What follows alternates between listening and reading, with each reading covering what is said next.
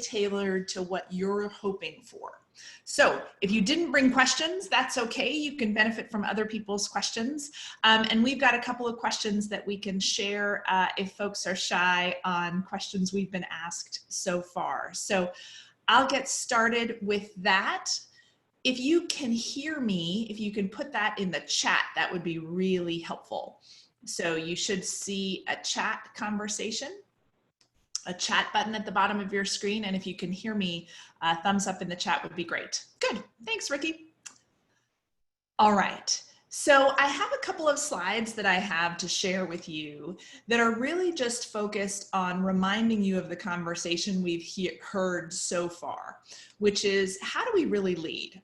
So to remind you who I am, I'm Danessa Knapp. Right now, I'm really focused on really looking for habit of mine as a leader. I look for things that are sure. And so you can imagine how uncomfortable I have personally been and how uncomfortable I'm sure you as leaders have been too, who are also certainty seekers. It's really hard when we manage through uncertainty to be able to ground ourselves in what we typically do. So that's what we're going to be talking about today.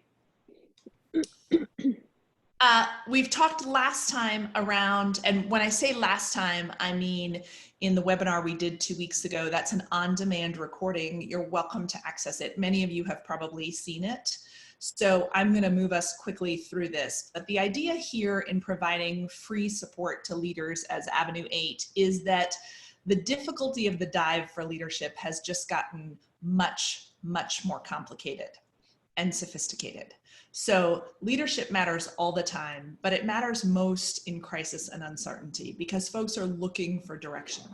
And so as soon as we started to see COVID-19 unfold and the response to that, we moved a lot of our offerings to free for leaders because it's so important that all of us show up and show up well for our people. And to be clear, when we're talking about leaders, I don't mean specifically managers. I don't mean people who only manage other people. I mean anyone who has influence, anyone who is in partnership, anyone who has to work with a group and convince them to move or think a certain way or have a conversation. That's what I mean by leadership. So it matters most now, and we've moved our offerings so that they're open to all so that folks can access them and know how to lead really well. Last time we talked about 3 competencies that emerge. So courage, candor, and compassion. As a quick review for you, candor is simply about being clear. Compassion is about being flexible and human. And courage is about being brave and bold in the face of uncertainty. So with that, brief cliff notes for folks who weren't able to join us and a quick review for folks who were, we'll move now to the questions you have about operating in this environment. So I'd ask if you have a question, I'm going to take us off the slideshow in a minute and into full video. If you have a question you're comfortable, I'd love for you to put your video on. If you can't, that's okay too. And you're welcome to just unmute yourself and tell us your first name and what your question is. And if we have questions about your organization or detail, I will ask that, but you don't have to share that. But I'd be curious about your name and what question you have.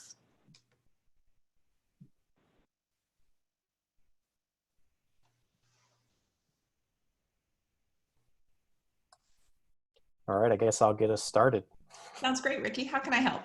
So the first couple weeks when we weren't sure how long this was going to last, our focus as leaders was kind of just staying connected with everybody and making sure people still felt supported. And you know, we hit the webinars and the conference Zoom meetings, you know, pretty hard as a team, and I think now that's becoming a little stale for us anyway. Just the constant, you know, the constant meetings. This one aside, of course, because I found the first one so beneficial. But as a team, we're trying to make that turn into this is a little more long term now. And how do we move from, all right, the first 2 weeks we made sure to stay connected and support everyone. Well, now what does that look like to kind of let the leash go a little bit and give everyone a little bit more freedom to where we don't have to have 3 times a week webinars with the team to make sure everyone's, on task and supported. So we've talked about making that turn, but I don't know what that looks like practically. Yeah. So a couple of things come to mind as you ask your question, Ricky. The first is, when I work with folks, I encounter folks all up and down the spectrum in terms of how they respond to change.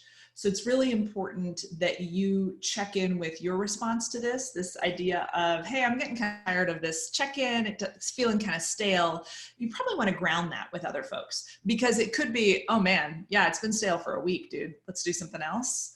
Or it could be, nah, we're kind of okay. And you probably have a sense of where you are in response to change and in response to your navigation of a new world. You'll know, hey, I'm usually quick at that, or I'm usually slower.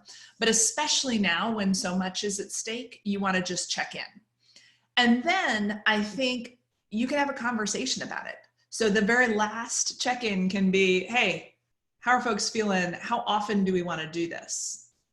And you can do it live right there. Sometimes we over-engineer these of, let's send out a doodle poll and understand when people want to meet. No, you can just say, what works best? All right, we're going to skip the next one and go weekly.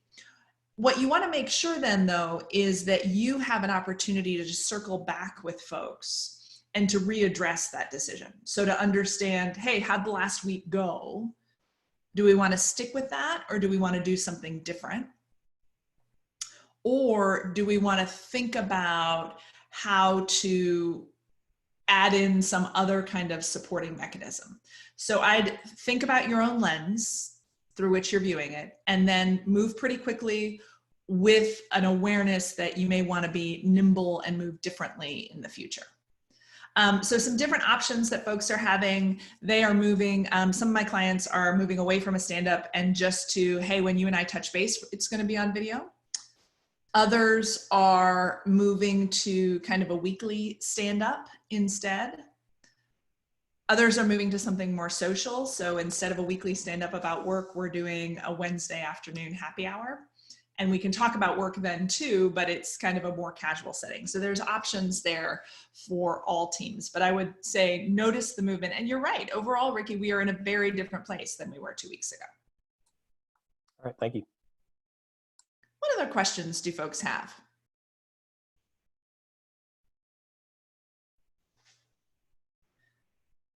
And if you're asking a question and I'm not responding, it may be because in the bottom left, you are on mute.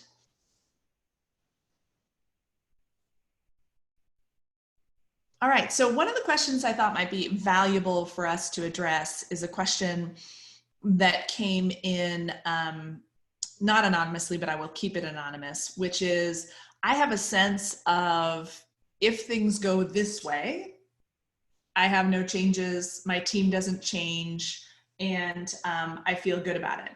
But if things take a left turn, and some of us know what that left turn is and some of us don't, then I'm not sure what to do. And 2 weeks later, this particular leader and others are finding themselves in the place of, if we haven't already taken the left turn, we're pretty close. And so the question is, how do you, it feels like, and the word used was, how do you backtrack on, here's what I understood then, that was then, this is now? And how do you not lose credibility? And I think that's a really critical question, and it ties into our ideas of candor and compassion, which is all of this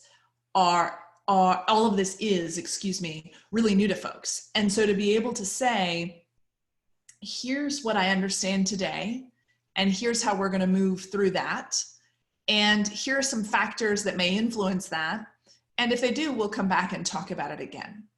So the answer to how do you feel like you have to switch gears or think differently, or, we thought we were going to do X and then the governor changed how long we are in this stay-at-home situation, how do we adapt, is simply to, in all of your communications, talk about, we will give you everything we know. And as we all know, things are changing fast. So Maggie has a question in the chat, which is, what are some suggestions for engaging remote employees? This is a really good question. I have seen all kinds of things, Maggie. So I have seen leaders jumping on for FaceTime and a beer. I have seen leaders allowing everyone to download Snap Filter, which is, if you haven't used it yet, it's kind of fun. It's basically like Snapchat filters, but for your desktop.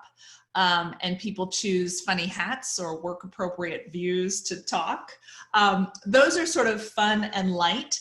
For engaging remote employees, a couple of things that work typically are reaching out one-on-one, either via email or chat or Skype or Zoom or Teams, whatever it might be, and asking what's happening in their environment. What are they noticing in their town? What are they noticing in their environment? What are their kids' schools doing? So getting sort of a sense of, especially in this situation, what is local for them, what's most pressing for them. My clients who are based in New York are having a very different experience than my clients based in Boise. In Boise, they're sort of at the don't touch your face, wash your hands, stay home as much as you can. In New York, they now have, mobile morgues sitting outside of residences. It's really different. And so as leaders, you want to really understand what are your employees facing in their current geographic environment? What's pressing for them? And then move there. The other thing I would say too is you really want to understand what's happening for folks personally. So each of us can think back over the last 3 to 4 weeks and think about how things have changed for us. So I'll use a really bland, really trifling example to illustrate this. So when this started, my family's first thought was, oh, well, that's okay. We don't have it, we don't have much on the agenda. We can stay home. We're generally healthy. We're out of a risk group. That's moved differently as my freshman in college has decided that he's got to be home the full time, as though he's decided that. He didn't decide that. But his university dismissed and he's now home. That was really different this morning when we received word that our trip we've been planning for 2 years that's in late August has been canceled by the provider.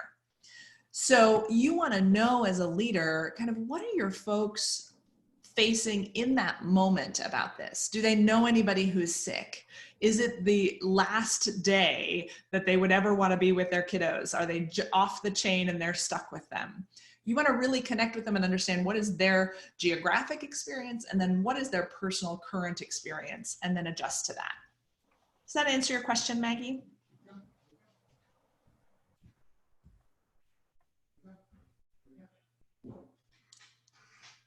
Great. Thank you. So who else has questions about, hey, Michelle, thanks for joining. Hey. Who else has questions about things they're facing, things they need help with? And Anita, I see you've joined too. Hi, welcome. Yeah, hi there. There are so many things, Danessa, right now. Everything has changed. It's hard for me to pull one thing out, how to manage your staff. You don't really know what's going on over there. We're not together. It's not just a remote thing. I think there's so much static right now, and trying to be compassionate about that. It's static here too. A lot of noise, Well, I think people generally go through 3 kind of buckets of response to uncertainty or crisis. Bucket 1 is kind of the, oh damn, I had no idea what was going on. Like, let me stop for a minute and figure out how to respond. Mm-hmm. Bucket 2 is, let me scramble and see how I can still pull all this together. Right? So we can still deliver on our expectations. We can still, third quarter is probably going to be fine. How do we look at second quarter? Bucket 3 is how do I operate in this new world? How do I adjust my full operation? And so as you think about your people and your product teams and your responses, you can probably peg where they are, right? Mm-hmm. Yeah. oh shit, I'm just going to have a bunch of client meetings from home. It's exactly the same as though I were in Boston. Right. Yeah. I'm going to think about how I have to adjust. And if we've lost, $6,000 from that account, I'm going to run faster and make that up from another. Mhm. Or, this product no longer applies in the world we live in. This other new product that I can make, think about, offer does. And so you want to think about for your people, how can you help them move to stage 3? Because ultimately what we learn is when we move through crisis or big change, people who are resistant to it, group 1, it's not happening, or trying to fit it into the wrong, kind of fit a square peg into a round hole on, I'm just going to make this work anyway, waste a lot of energy. People who kind of think, okay, hold up, what is it I know how to do? How can that show up in different ways? Tend to iterate really quickly, create really quickly, move into something that's different. And so unlike like most things, you cannot just tell people to get over it, right? Like anyone who's ever been told to calm down, knows that doesn't work. So what you want to do is create space for people to feel psychologically safe. So we may not know exactly what's coming, but we're going to work together. You're going to have clear information, and I'm going to give you as much notice as I can. Sort of building that trust and allowing people to feel safe then gets you to a place where when that person feels safe legitimately, they can move into thinking more creatively. As leaders, we can ask those questions, right? So we can say, what is it we know how to do? What might our clients need from us that's different than what they needed before? How might we think about offering something that's different than we did before? And it's not, again, like we talked about in the webinar 2 weeks ago, it is really not a marketing play. It's not a pivot to a new product and sell it all day long. It's understand how your environment has changed and what may or may not be relevant for folks now. Does that give you a Yes. kind of, Michelle? Great. It does. Thank you. What else is on folks' mind? Hi, Danessa. This is Mel. Hey, Mel. As you talk about the buckets, we are in stage 3 of how do I operate in this world on a longer time frame. And one thing that I've been thinking a lot about, because we do have a lot of projects going on among multiple departments, how do we keep that oomph and motivation and focus, engagement across all teams and in each department, and make sure that, it is, even though everything around us is crazy and chaotic, we're trying to do business as usual. We're doing our best to keep our goals with our dates, yet we have communicated a lot of flexibility in schedules, being that 1/3 of our staff does have small children. And we recognize that, the daycare and schools are a huge challenge for folks as well. So I'm looking for any tips or thoughts about anything else that we can do, just keep people really focused and excited and motivated to continue on with the projects that we had ongoing before all of this came to light. That's a good question, Mel. So I think you want to increase your overall amount of communication to them and get them talking as a group. I think you can leverage, there's a lot of project management software or communication software that will help you stay connected, that people can all be looking at the same thing and help you stay kind of efficient there. Don't forget that we all have access to, UPS, the US Mail, and FedEx, right? So there are other ways to connect with people at home. I recently heard of a team meeting from a client where they delivered using DoorDash lunch to everyone on their team in their town, and they all had a lunch and learn together. So now that is a Herculean effort for the admin, right? So you've got 15 different DoorDash orders and 15 different, but everyone was sitting at their desk having lunch, and that felt a little normal for people.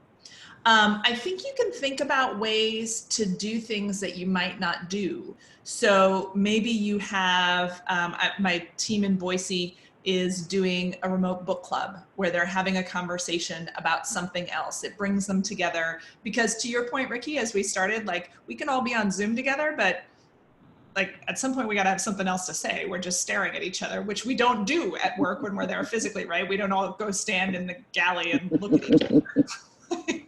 So some folks are leveraging that. The one thing I would say, Mel, is we want to be really careful around understanding that things may change even if we do everything right. So here in the state of Virginia, for example, we are nowhere near the top of our curve. And so people may be really engaged and then their mom gets sick, or then they get sick, or their kid gets sick. And even though most people get sick and recover and are just fine, that is something that pulls them away. So be careful about how, the story you tell yourself as leader about your own people's engagement, because their engagement may wax and wane, and it has nothing to do with what you're doing. And in some cases is hard to move when it becomes big. I think most of you are probably experiencing some level of weight for this. So a lot of my clients tell me that I just can't work the hours I used to, or my attention span just isn't great. I can't get focused. Or, hey, you know, I thought when we had all this time home, I'd do X, Y, and Z, and I haven't even started. All that is the weight of managing this amount of change and loss. This is about grief. And so people don't have the energy they did. And in our state, in Virginia, people will have less energy before they have more.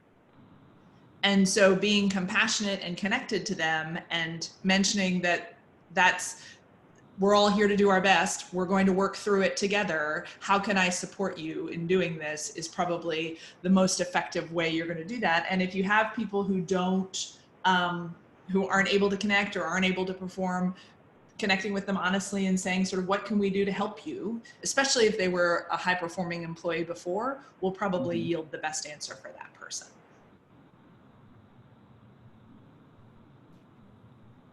So clients, do I have anyone from New York on the call? I don't think so, right?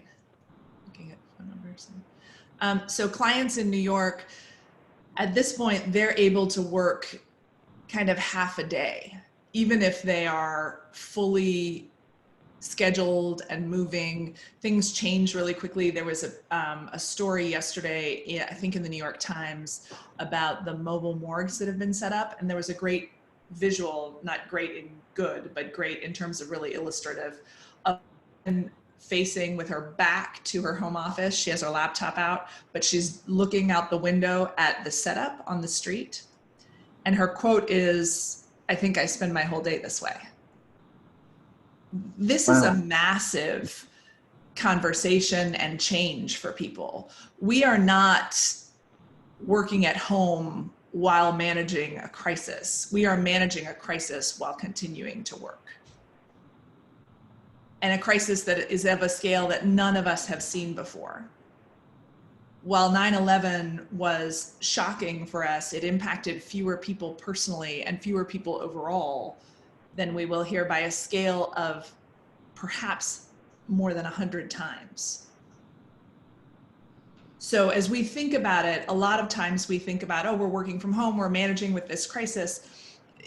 We are, and each of us on this call will be rocked by something different and silly, small, big, in the next 24 to 48 hours that will distract, and so will all of our people. And so being kind of open and thinking about that and being aware of that is your best chance, because otherwise, you know, you may think, man, I did all these things and people still aren't clicking in, or we're still missing deadlines. Yeah.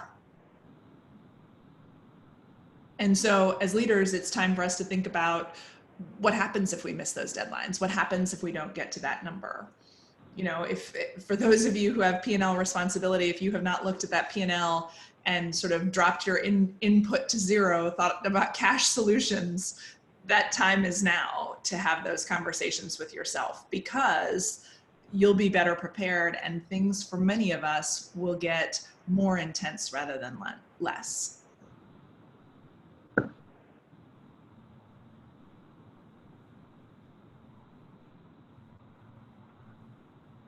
The fatigue factor is a big one too, for everyone who's home with children. We can, you know, 5 more weeks is a lot. 8 more weeks is a lot. 10 more weeks is a lot. And if you turn on the news for even 5 minutes, that adds to your fatigue, doesn't it? Right, yeah. I was working with another coach who does a lot of sort of personal coaching, and his counsel to clients now is that they watch no more than 15 minutes of news, expose themselves to no more than 15 minutes, unless there's a local emergency like a tornado where you have to shelter in place or something, but 15 minutes and you'll have more energy. Same on overall limiting device exposure.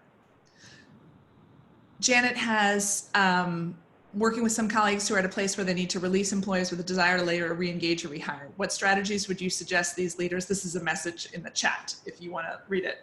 Strategies would you suggest to these leaders to let team members go, but then how do they re-engage them and rebuild trust and reintegrate them to the team if you're able to bring them back on? Yeah, so this is the furlough language that's happening. Technically, there is a legal and technical definition of furlough, and I'm not qualified to sort of jump into that, and maybe folks on the phone or on the line are.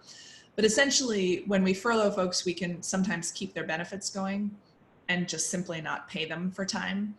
I think you can start to have that mentality with folks as well, which is we are facing an issue of unprecedented nature, sort of an unprecedented nature, and your work here has been good. I would like to have you on the team, and you are really valuable to me. And so in that case, I'm being as honest as I can with you. I can't afford to pay you and stay open through the duration. And so if I end our relationship now or in 2 weeks or whatever you can, that enables this business to continue to stay afloat and perhaps re-engage you later. So that's a conversation a lot of retailers are having, right? We cannot stay afloat if we keep everyone on payroll. So rather than run this whole truck full of people off the cliff, we're going to take as many people off payroll as we can in the hopes that we can sustain the business and folks can rejoin. But I think having the conversation about why you're thinking about that, you know, there's 2 examples out there right now. There's Nordstrom out of Seattle. So Nordstrom furloughed early. They furloughed immediately after paying their annual bonuses. They furloughed watching the timing to make sure that folks could be on medical benefits for a full month. So they were checking sort of how can people get their money? Do they have it? We're going to give them their safety net essentially. How can we do that? And in the state of Washington, which was one of our earliest epicenters, they wanted their folks to be first in line for unemployment. So that was their decision. You look at, in contrast, at the Hobby Lobby decision, which was their folks were fired via email with no notice, no awareness, and no continuation of benefits. So same decision, essentially, right? Same industry on we can't sustain people. Very different thought process, and very careful about the thought process and the discussion of it. So here's why I'm doing this now. Here's what I hope it enables you to do. Here's how I hope to re-engage. Can I ask a follow-up to that? Of course. So that's a great question. And this isn't I'm not in a position to make those decisions, but there might be others on this call who are. But, you know, we don't know how long this thing's going to be. And at some point, we all hope it's going to be business as usual and things will ramp back up. And when that happens, obviously every industry and company and employee is different, but where does it become more valuable to run into the storm and weather the storm with the people you have versus, oh, great, everybody's good now, it's back to business as usual, but we need to bring back 50% new staff who aren't trained, have never done this before. You know, that's not a situation we're in, but I think that's a situation that a lot of people will be in.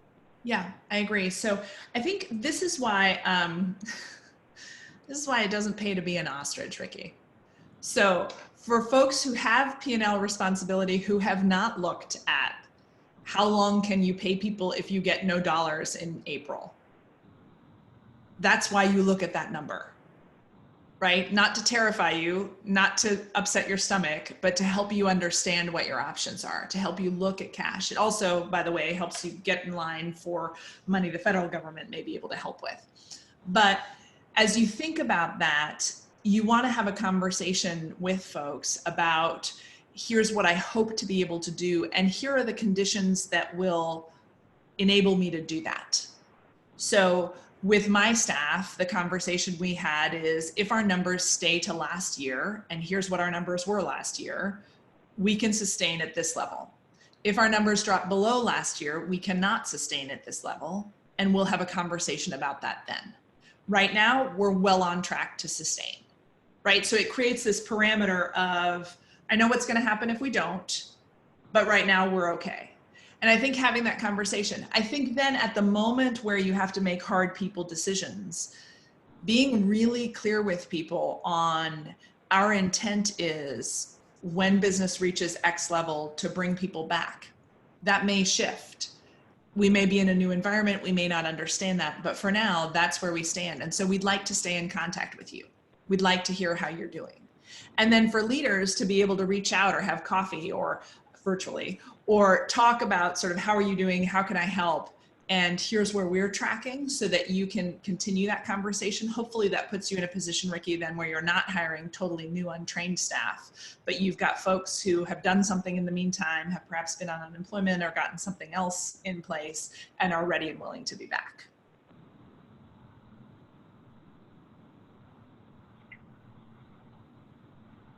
What other questions do folks have? Maggie has another in the chat. What are some strategies to help the C-suite move from a more analytical bottom line point of view to a more people-centered focus? So there's the bottom line, are we safe, right? Bottom line, do we have to make big decisions? And I think it's there, the C-suite needs to be having those conversations. Then there's the, how do we connect with people? How do we sustain? How do we move through? That are the rapid follow. So where I would say our energy isn't wasted is in running multiple scenarios about what will happen in the future.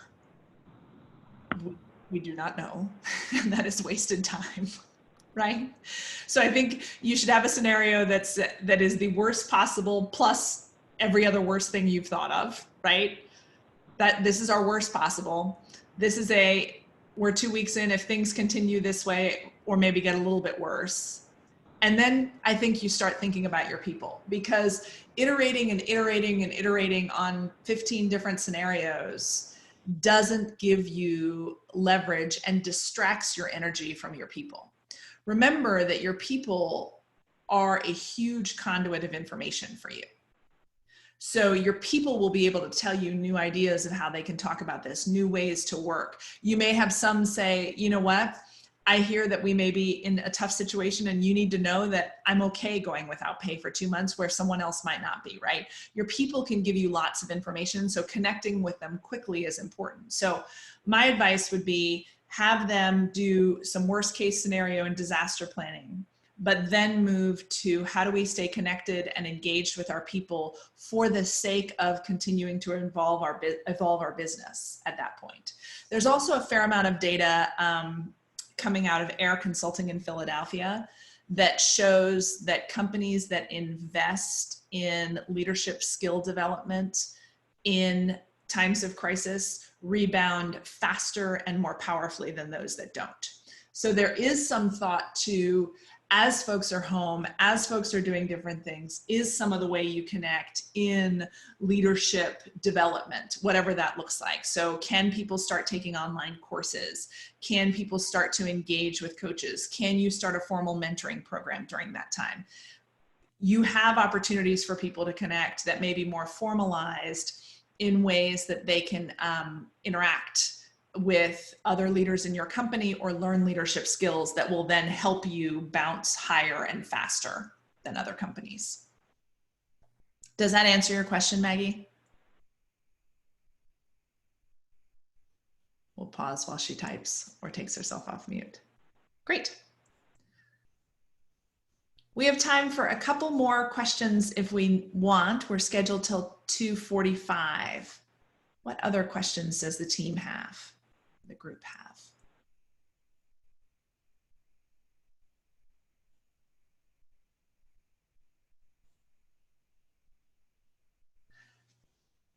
I had one more that may be valuable to you, and that was sort of at what point do we take the big risk, whether the big risk is, you know, furloughing our people, whether the big risk is, you know, moving ahead a product launch by 5 months. It's not quite ready, but you think it's ready. You know, you think you can get it out. It might be helpful. The big risk might be, you know, launching something, a new product for people or a new process, even though everyone is home. And so that speaks kind of to the courage piece of this, which is you're never going to have all the data you want.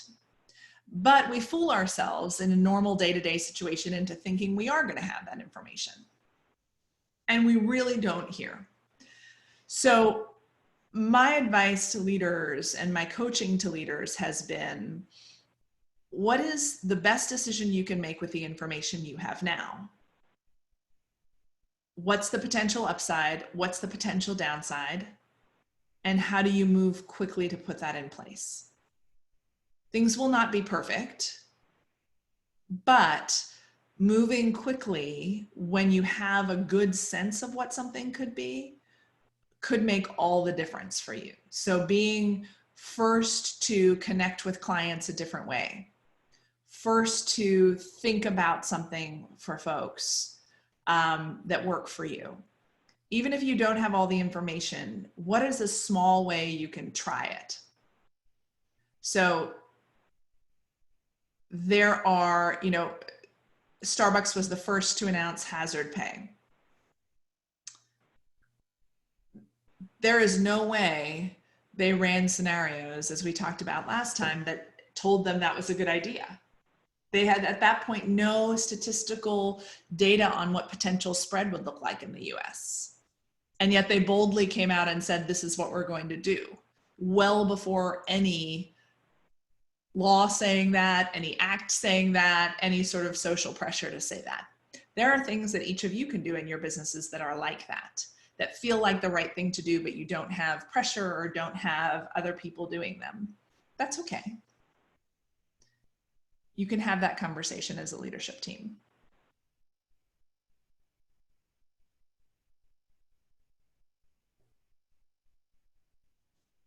Final thoughts from anyone or last questions that prompts?